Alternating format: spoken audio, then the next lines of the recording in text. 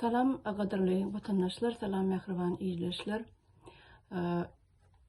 Esli wagtları görüş bilmedik şu işler sebäpli. Şu men size bir wajib bir meseleni görüň bermekçi. Bu Amerikanyň Birleşen Ştatlaryna, ýagny Gost Departament özüniň dakladyny, özüniň web saytyny şu Türkmenistan barada daklat taýýarlapdyr. Geçen ýyl 2020-nji ýylyň hasabaty boýunça. Häzir men size şonu türkmen diline biraz görüň berýin, näme hakda gidýänini. Şu kagda belli edip aldym, gerekli ýerlerini türkmen diline geçirip, häzir men size şonu okap bermekçi. Bu Türkmenistan barada näme üçin edildi sebäbi geçen ýyl 2020-nji ýylda görüşüňiz ýaly bütün dünýä aýygy gally diýip aýdyp bolar. Çünki her dürli ýurtlardan ýaşaýan türkmenler, dürli ýurtlarda ýaşaýan türkmenler öz elinden geleni gaýgyrmadylar, ýazmaly ýerlere ýazdylar. Bizim şol hana Amerikanyň Birleşen Ştatlarynyň ýaşaýjylary, türkmen milleti bir ýerde oturmadyk, elimizi gowuşuryp her kim öz elinden geleni etdi. Bir näçe tapar, ençeme tapar diýip aýdyp biljek. Geçirilen protestler Washington DC'de geçirilen protestler boldy. Türkmen pasolstwasynyň, Türkmen ilçihanasynyň öňünde, ondan başga da Birleşen Milletler Guramasynyň öňünde näçe tapar mitingler geçirildi. Her türlü ýagdaýlarda ıssy bolsa da, soğuk bolsa da howa bu zatlara garamazdan, ähli bökdünçliklere garamazdan ýagyş ýagsa da biz şol ýerlere baryp miting geçirdik. Ondan başga da digerli guramalara da hem hat ýazdyk, bir näçe tapar Facebook'larda, beýleki saytlarda, platformalarda petisiýa açdyk, petisiýa goýberdik. Her türlü meseleler barada, her türlü agyr, kyn meseleler barada. Şol sebäpden ine şu dün Amerikanyň Birleşen Ştatlarynyň Gost Departamenti öz web saytyny çıkaran, ýagny çap eden dakladyny men size häzir türkmen diline okap bereyim.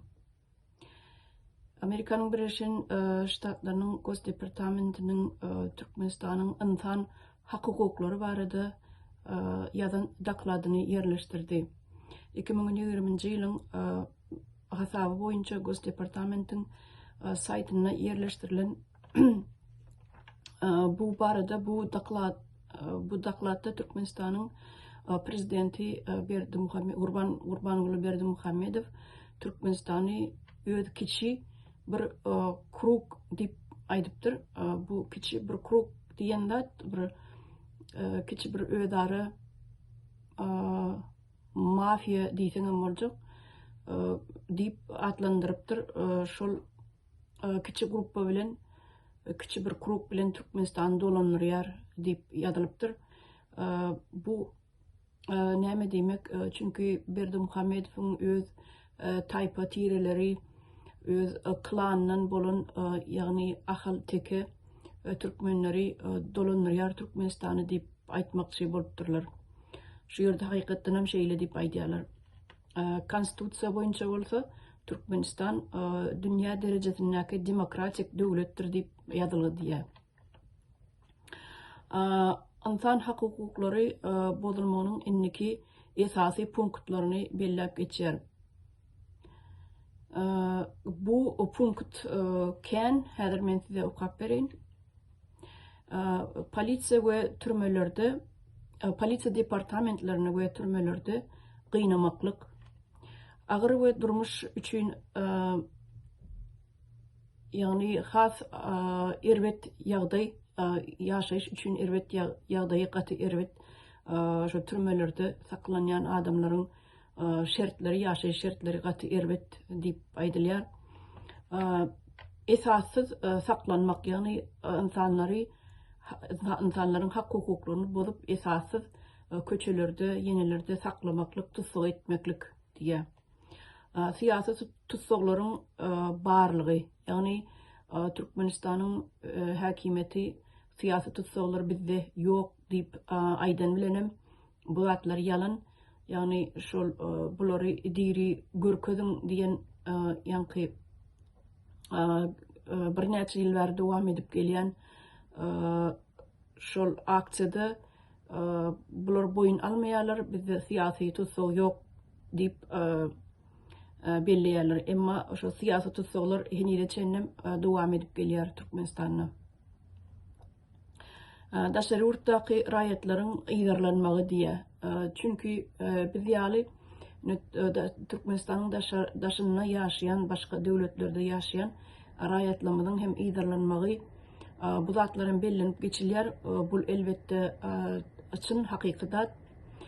Ähli öňe çykyp gürlänleri ýa protestde gatnaşanlaryň özlerini hem ýygarlaýarlar, hem dogan garnaşlaryny hem ýygarlaýarlar.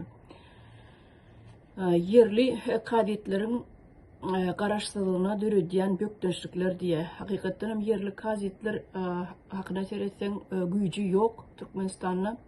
Yerli kadetleriň özüniň hiç bir işi çözüp bilmeýänligini biz görýäs. Ýokardan näme buyruk gelse şonu ýerine ýetirýärler. Esassız ilatyň hojalygyna gatnaşmak we barlyk geçirmeklik diýe. Hakykatdan hem hojalygy arkaýyn girip kapsyny kakyp kakman aýaklar bilen depip açyp girip hojalyklara girip ýaşlaryň telefonlaryny ellerinden alyp onu barlamaklyk, öýüň içerisini agdar düňder edip aňsatlyk bilen hojalyçylyk çekip ýanky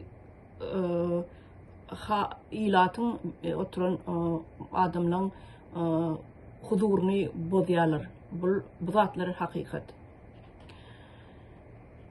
İnternet çäklendirmekleri bu elbette internet meselesi gatykyn, çünki soňky döwürlerde VPN diýen bir internet ulgamyny hem şu internet hem yapmaklyk, çäklendirmeklik dowam edýär.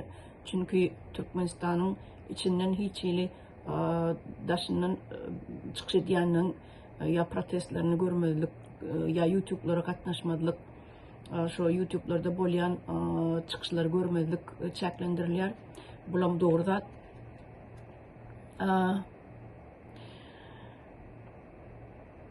Azatlyk ýynaşyklaryň gadaganlygy diýe.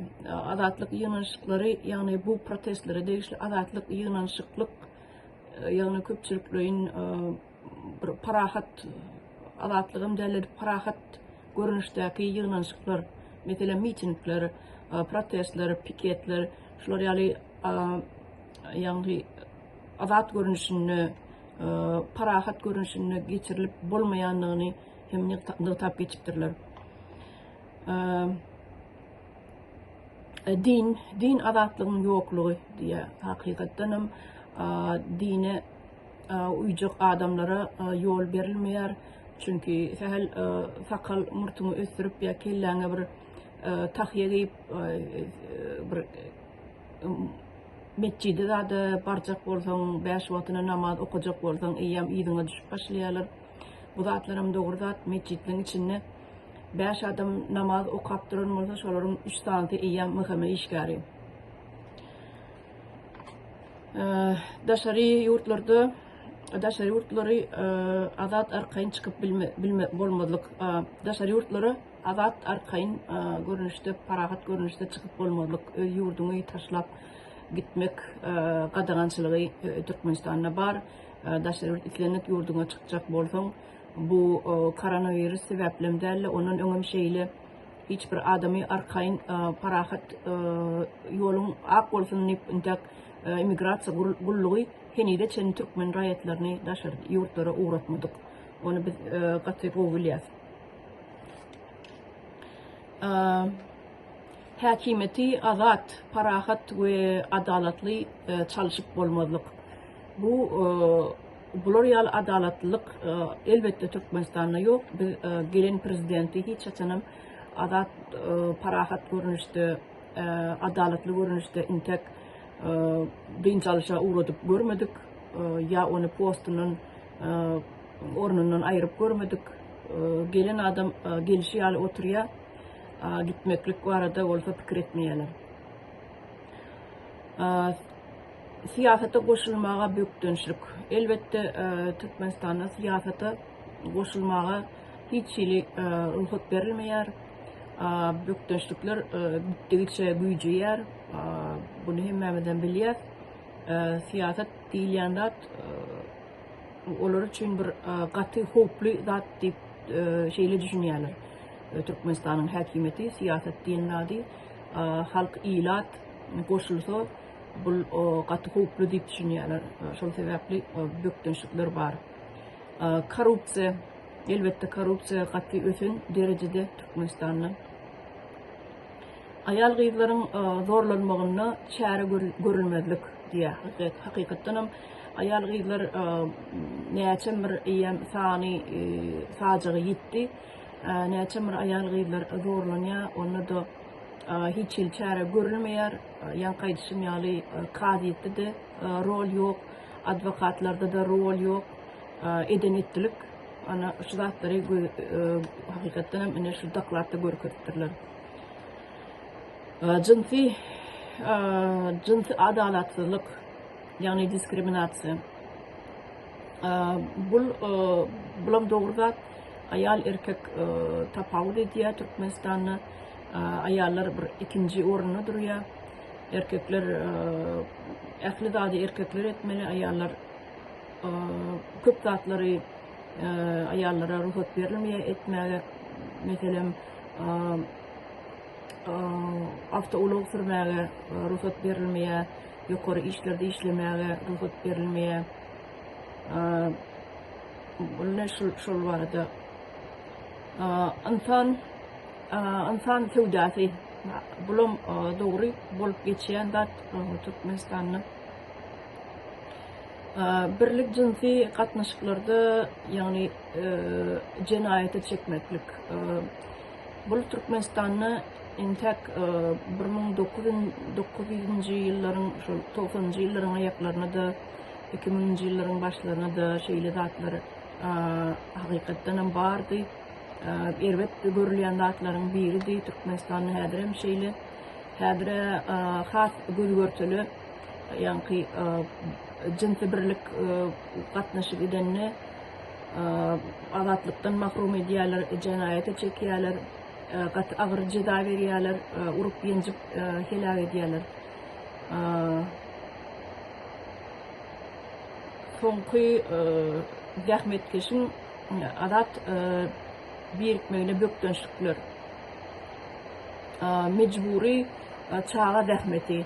Elbette Türkmenistanyň çağa zähmetiniň dowam edip gelýäni biz ýem näçe ýyllar gäri o zatlary bilýär. Kenide bugün üçinni çağa zähmetini durmaklyk, onu çäklendirmeklik ýa aradan ayırmaklyk, buň öňüni almaklyk barada hiç bir hökümet tarapyndan şular ýaly işler geçirilmedi. Bunun şu dogry bellep geçipdirler. Hakykatdanam çağa ýam 6-7 ýaşyndan başlap meydana çykyp zähmet çekip başlaýar. Bu bir akla sığmajak zatlar.